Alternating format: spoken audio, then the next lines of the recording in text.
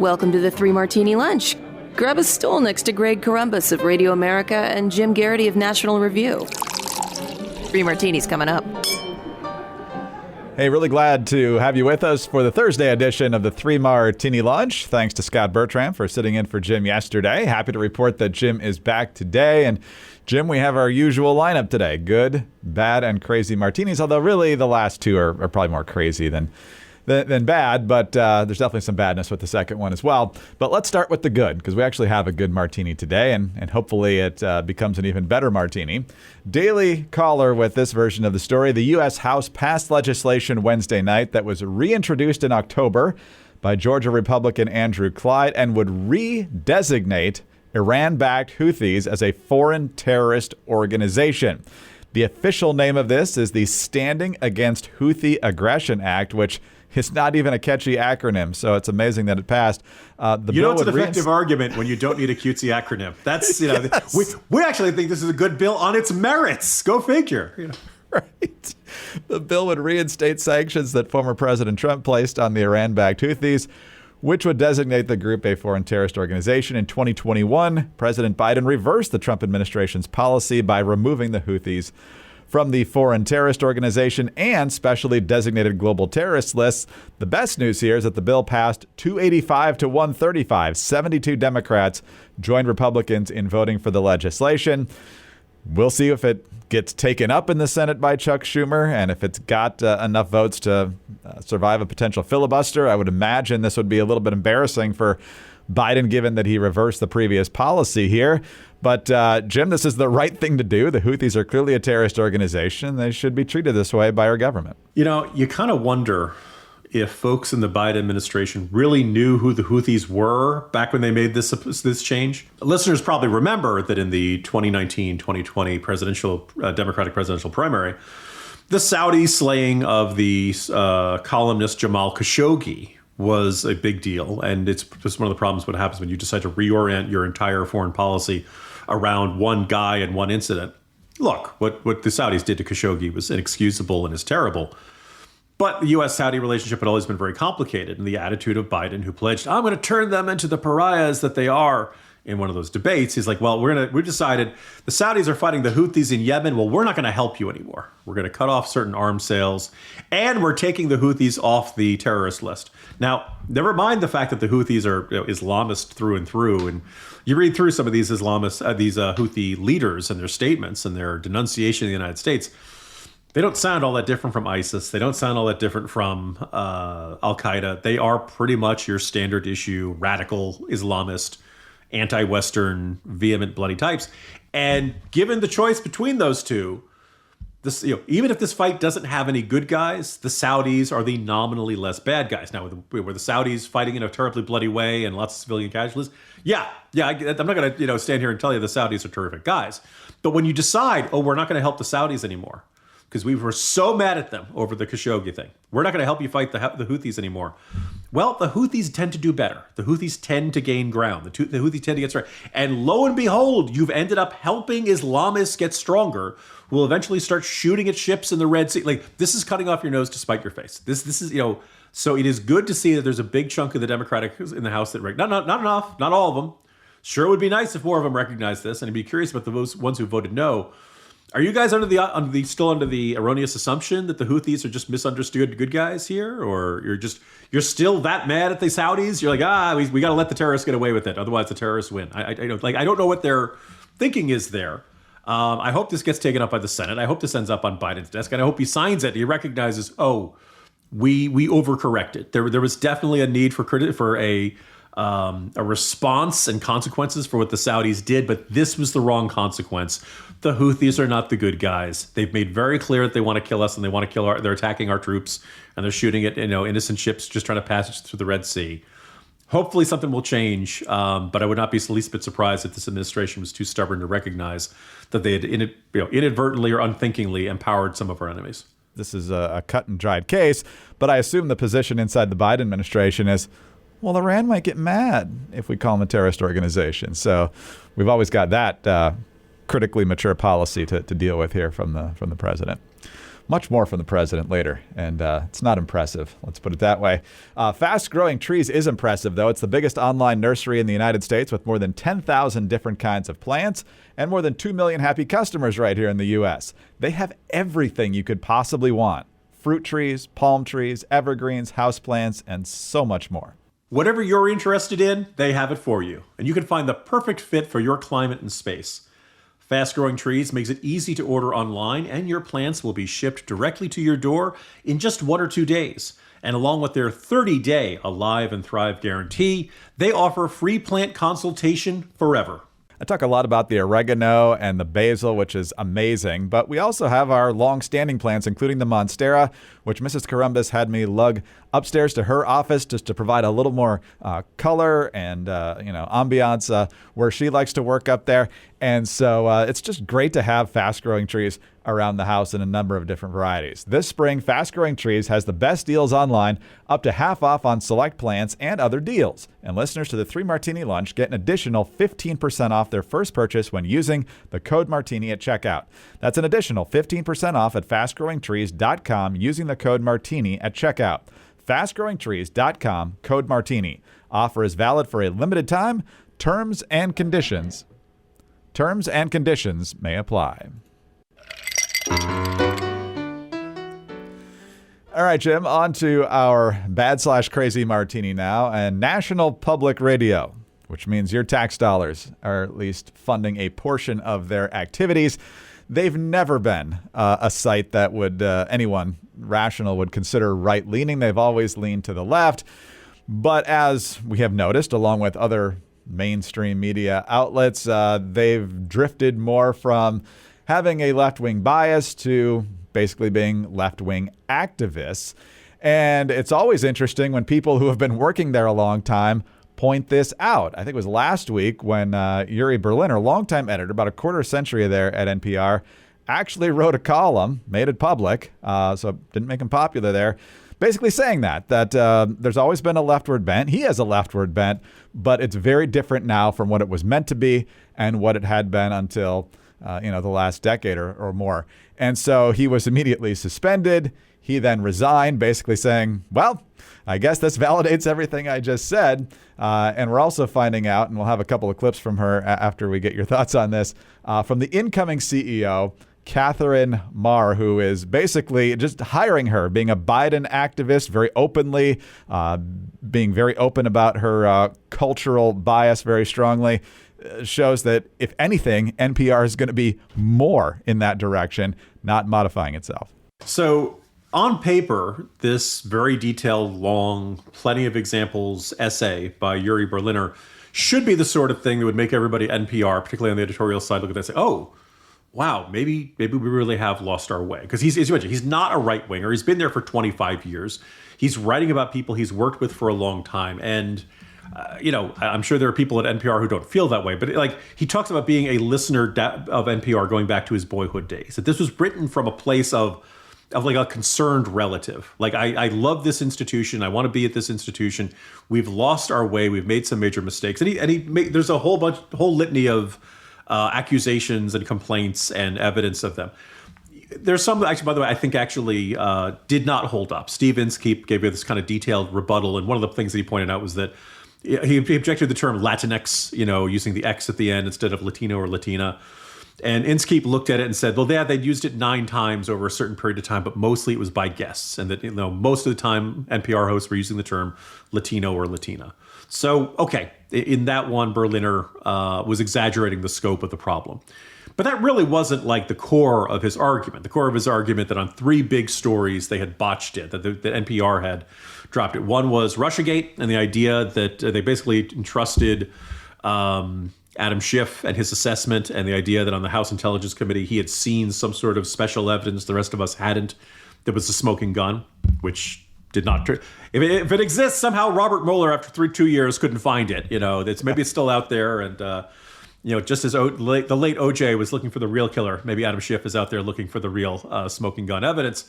The second one was the Hunter Biden laptop, and the third one was a subject near and dear to my heart, the origin of COVID. And he basically says NPR dropped it on all 3.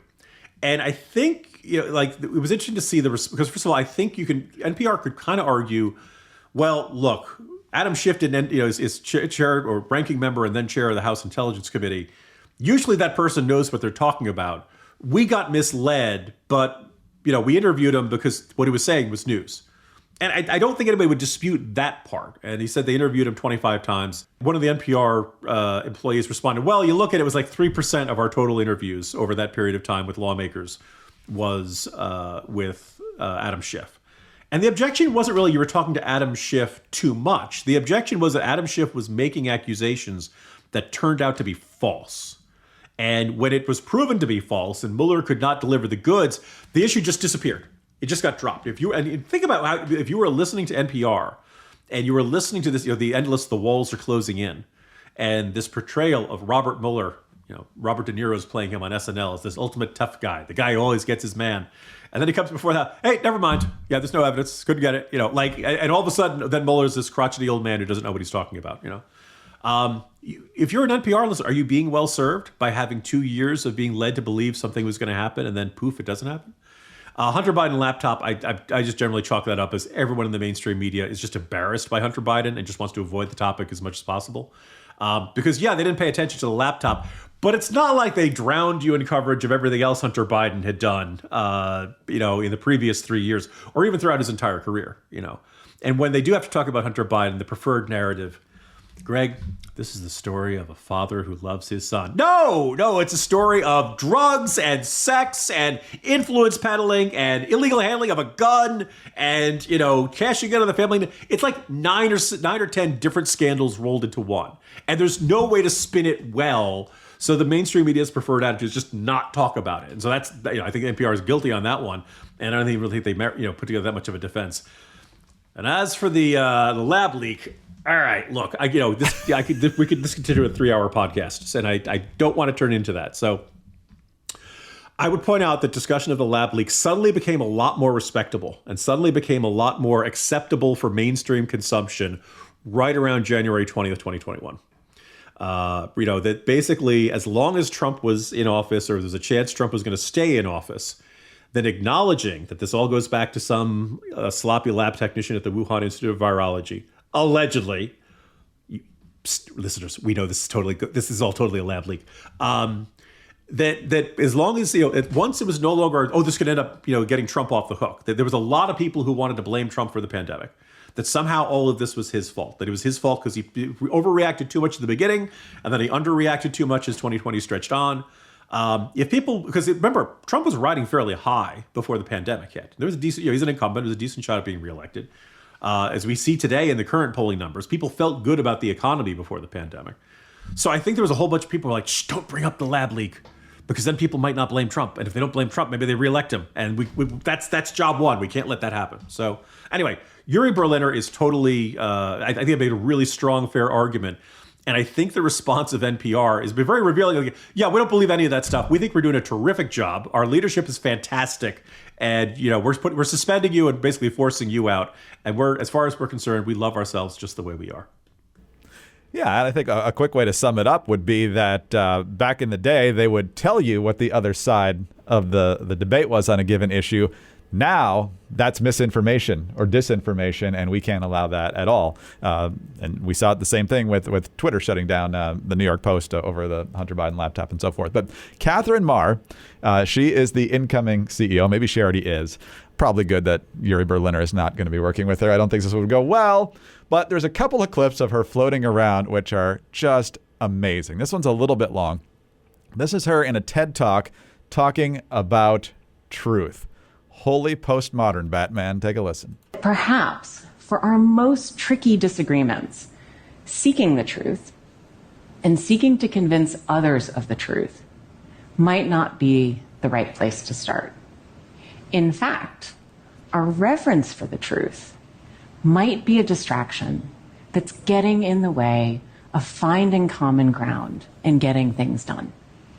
Now, that is not to say that the truth doesn't exist, nor is it to say that the truth isn't important. Clearly, the search for the truth has led us to do great things, to learn great things. But There's always I think but. if I were to really ask you to think about this, one of the things that we could all acknowledge is that part of the reason we have such glorious chronicles to the human experience in all forms of culture is because we acknowledge there are many different truths. And so in the spirit of that, I'm certain that the truth exists for you and probably for the person sitting next to you. But this may not be the same truth. This is because the truth of the matter is very often, for many people, what happens when we merge facts about the world with our beliefs about the world. So we all have different truths. No, we don't. We might have different opinions. We might have different ideas about what the truth is, but there's only one truth. And Jim, I could see your eyeballs rolling into the back of your head as you listen to this. Her other clip, which we don't even need to play, it's basically her saying the First Amendment gets in the way of stifling disinformation. But it's just amazing. Okay. So first of all, when she keeps saying the word truth, I think very often the word she's looking for is perspective. We all have our own perspective. Yeah, I agree with that. But we don't all have our own truth. I am turning into the meme of Inigo Montoya from The Princess Bride saying, you keep using that word. I don't think it means what you think it means. Because she's about to say, look, Greg, there are many people who insist that 2 + 2 = 4, but there are a lot of other people who insist that 2 + 2 = 5. And if we want to find common ground, we have to accept that 2 + 2 = 4.5. And like, no, that's not the way this works at all. Like there are a lot of different opinions. They're which artwork do you like, or you can even say what's the right level for tax rates, or like there are policy issues that you can say are matters of opinion, or even maybe like matter of differing priorities, right? What do you actually want to do with the tax code or something like that? But in this, a whole bunch of stuff, no, there isn't, right? The virus either came from a lab leak or it came from somewhere else, but it had to come from somewhere, right? One of those answers, we can't just say, well, maybe it came from kind of halfway in the lab, halfway out of the, no, it was spontaneously created. No, oh my God. That's, like, if this was the CEO of Coca-Cola or something, we'd roll our eyes and say, fine. But this is the person who's in charge of a news organization. And when she says, sometimes I think we're a little too focused on seeking the truth. No, you're not. You really aren't. You really could put a little more effort in that. You'll do that. Trust me, try even harder and see how it goes. The idea that you got to put truth aside to build common ground, that tells you exactly where NPR is headed. No, actually, you do have to put the truth aside to find common ground with liars. If you always insist upon the truth, then somebody who's a pathological liar, you're going to have some tension with. Yeah, but there are a whole bunch of, and by the way, like, you gave me that as a gift. I love it. Like, is that a lie? Yes. But you know what? You're okay with that lie because pursuing the truth is not the top priority. But you know what? When you're running an NPR newsroom, pursuing the truth is really darn important, whether or not it's what anybody else wants to hear. But anyway, all right. I'm going to blow a gasket. Yeah, and your tax dollars are paying for that perspective to run the news outfit. Good work, everybody. I'll tell you what's great, though. It's not NPR, and it's certainly not Katherine Maher, but it's 4Patriots. 4Patriots.com/martini is where you want to go to see all their great deals, including deals right now on the Leafy Greens Hydro Garden Seed Kit, the 4Patriots Bountiful Green Plant Food, Sauna-Wrap Therapeutic Blanket, and the Solar Go Fridge with solar panel. But the deluxe 3-month survival food kits are back. They were sold out for more than a year. Huge popular demand. More than 200,000 Americans agree this is not only important survival food to have, but it tastes good. 688 total servings per kit, about 8 per day, about 1,500 calories per day. You can stash food away and be confident that when and if a disaster strikes, you and your family will be ready. Go to 4patriots.com/martini to get the deluxe 3-month survival food kit and the peace of mind you deserve. Plus, get free shipping on orders over $97. That's the number 4patriots.com/martini. That's 4patriots.com/martini. Someone go tell Kermit it's definitely easy being green. The Watchdog on Wall Street podcast with Chris Markowski. Every day, Chris helps unpack the connection between politics and the economy and how it affects your wallet. While the left blames corporate America, not only are green companies not paying taxes, they're getting $1.8 trillion of your taxpayer money. Why did we pass the Inflation Reduction Act again? Whether it's happening in D.C. or down on Wall Street, it's affecting you financially. Be informed. Check out the Watchdog on Wall Street podcast with Chris Markowski on Apple, Spotify, or wherever you get your podcasts.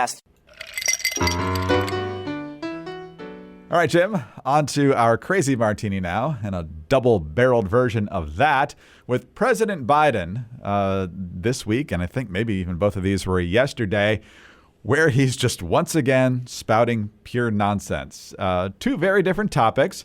One is his uncle, who did, in fact, die in service to our country during World War II. But here's how he explained his uncle's death in the Pacific Theater. Back when D-Day occurred, and on Sunday, the next day, my mother's four brothers all went down to the recruiting station and joined the military. Every one of them volunteered. And my uncle, they called him Ambrose, they called him Bosie. My Uncle Bosie was a hell of an athlete, they tell me, when he was a kid. And he became an Army Air Corps before the Air Force came along. He flew those single-engine planes as reconnaissance over war zones. He got shot down in New Guinea, and they never found the body because there were a lot of cannibals for real in that part of New Guinea. Okay. He's clearly referring to Pearl Harbor Day, not D-Day, since his uncle died before D-Day. Now, his uncle Ambrose did die. He was not a pilot, and he was not shot down. He was on an A-20 bomber that was forced to ditch into the sea because of engine trouble. So therefore, he did not crash onto New Guinea, and he was not eaten by cannibals. And then the president had, that's not a sentence you expect to have to correct the president on, but nonetheless, here he is talking about Israel and his stern warning for Netanyahu. And I made it clear to Israelis, don't move on Haifa. It's just not, anyway, I just, look what we did recently when Israel was attacked. Well, I got to say, Jim, I agree with him on this one. I don't think Israel should attack Haifa, which is in Israel, not Gaza. Yeah. He's obviously referring to Rafah, which he's messing up again. So as a number of different folks on Twitter like to say, he's fine, nothing to see here. Clean up in aisle 6. Yeah. So first of all, Haifa is a beautiful city. If you ever get a chance to go to it, go visit it. When we visited Israel, that's where we stayed most of our time. Okay, so if you mix up Haifa and Rafah, by itself, it's not the worst thing in the world. Anybody can have a verbal slip of the tongue. It's maybe not quite as bad as saying you had recent conversations with Francois Mitterrand or Helmut Kohl, who's leaders in Europe who've been dead for quite some time now. The bigger statement out of that is he's talking about, he's in front of the world and saying, I'm telling Israel not to attack Rafah. Well, that's where all the Hamas is left. So if you do that, do you think you're putting more pressure on Hamas, or do you think you're putting less pressure on Hamas? Do you think they're going to feel more pressure to release hostages, or do you think they're going to feel less pressure to release hostages? If you're out in front of the world saying, "I'm telling Israel not to attack them," I don't see how. Do you think that's helping the situation? Or maybe it's helping your re-election prospects in Dearborn, Michigan. But you're not actually helping the entire Middle East when you do that. So even if you want to give them a pass on mixing up the names of the cities, okay, fine. That's still a really lousy thing for the U.S. president to be saying. Hey, do you think this makes Iran more likely to send a second giant volley of missiles towards Israel, or less likely? All right. As for the cannibals, a segue I really never expected to say on this podcast. No, the president's uncle was not eaten by cannibals. And I've been thinking about this in the context of support for Ukraine. And Biden is just, Biden technically wants to send more support to Ukraine. I don't know why, because whenever he gets the funding, it takes him forever to actually send the actual weapon systems over. It takes forever to send the ATACMS, the F-16s, the Patriot missile batteries, the whole 9 yards. But I wish we had a different and better president, because even though this is one of the areas where I'm theoretically on the same page as the president, although, again, I give him much less credit for helping Ukraine than I think a lot of people are grading him on a very generous curve, shall we say. Biden can't go out in front of the country and barnstorm the country and increase public support. He is completely at the whims of the winds of public opinion. Biden cannot go out there and convince anybody of anything because he can't talk. He reads off the teleprompter. He mumbles his words. He shuffles his feet. And the moment he goes off teleprompter, he's like, yeah, Greg, let me tell you about corn pop. And it just is this, he's not an effective communicator. And we've now had several years of this. And it's now very clear that the president can't move public opinion on this or on any other issue. Now, therefore, if you're a conservative, well, that's good.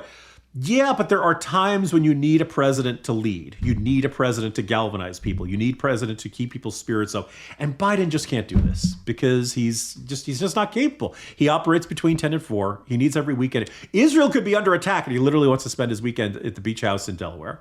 We really have a part-time president who's just, his heart isn't into it.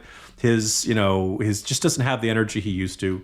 Low energy. And that's just, you see that the consequences of this. And this is just more examples of that. And he's become our national grandfather who we know is in a home, who we know is in trouble. We love him. We want to take care of him. But, he's just not who he used to be. And eventually that has major geopolitical consequences. And we're living with those consequences now. He is not what he used to be. And what he used to be wasn't that impressive. Wasn't that great either. Yeah. This is We're declining from mediocrity, so. Well, if we keep talking about it, I'm sure he'll challenge us to push-ups or an IQ contest or something like that, which... lying dog-faced pony soldier. I'd take you out, Mr. Jim, tomorrow's Friday at least, so hopefully no cannibal talk then, but we'll have something. Oh, don't make promises you can't keep, Greg. Tomorrow, the all-cannibal edition of the 3 Martini Lunch podcast. Well, maybe the fine young cannibals will make some hay out of this news cycle, but who knows? Drives me crazy. Anyway, Jim Garrity, National Review. I'm Greg Corombos of Radio America. Thanks for being with us today. Please subscribe to the podcast and tell your friends about it as well. Thanks also for your 5-star ratings and your kind reviews. Please keep those coming. Get us on your home devices. All you have to say is play 3 Martini Lunch podcast. Follow us both on X. He's at Jim Garrity. I'm at Dateline_DC. Have a great Thursday, and please join us on Friday for the next 3 Martini Lunch.